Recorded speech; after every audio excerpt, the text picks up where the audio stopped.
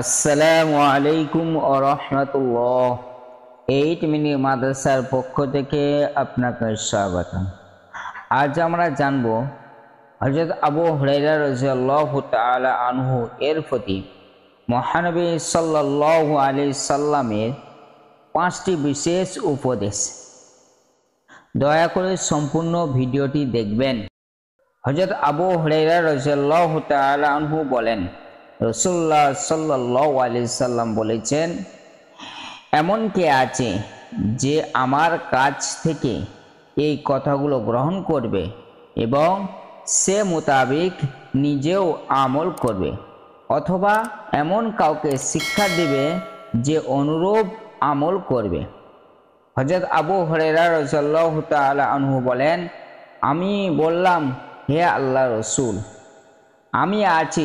অতঃপর তিনি আমার হাত ধরলেন এবং গুনে গুনে 5টি কথা বললেন, যথা: নাম্বার 1, তুমি নিষিদ্ধ ও হারাম জিনিস থেকে বিরত থাকো, তাহলে তুমি লোকদের মধ্যে সর্বাপেক্ষা বড় আবিদ তথা ইবাদতকারী বলে গণ্য হবে।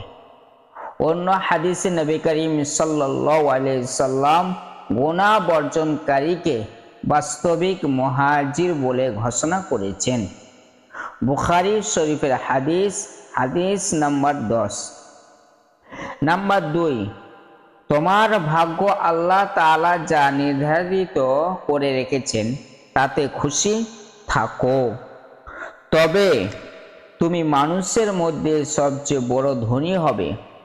অন্য হাদিসে বর্ণিত হয়েছে যে নবী করিম সাল্লাল্লাহু আলাইহি সাল্লাম বলেছেন, ধনের আধিক্য হলো ধনী হওয়া যায় না, বরং অন্তরে ধনী প্রকৃত ধনী।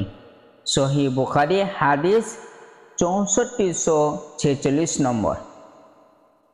নাম্বার 3, প্রতিবেশীর সঙ্গে নম্র আচরণ করো, তাহলে তুমি একজন প্রকৃত মুমিন হতে পারবে।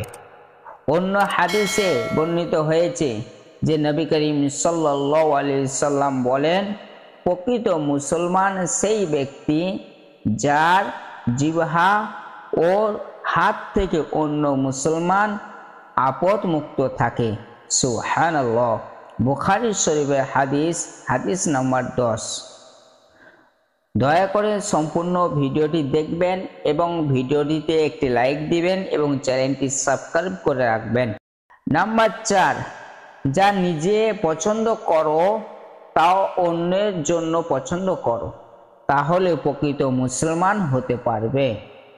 অন্য হাদিসে বর্ণিত হয়েছে যে নবী করিম সাল্লাল্লাহু আলাইহি সাল্লাম বলেন, তোমাদের কেউ প্রকৃত মুমিন হতে পারবে না যতক্ষণ না সে তার প্রতিবেশী ভাইয়ের জন্য সেটা পছন্দ করবে যা তার নিজের জন্য পছন্দ করে। সহিহ বুখারী হাদিস 13।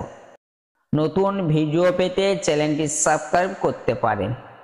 নাম্বার 5, বেশি হাসা থেকে বিরত থাকো, কেননা অতিরিক্ত হাস্য কৌতুক হৃদয়কে মেরে দেয়। এর কারণে সূরা তাওবার 82 নম্বর আয়াতে ইরশাদ হয়েছে, অর্থাৎ তোমরা হাসো কম, কাঁদো বেশি।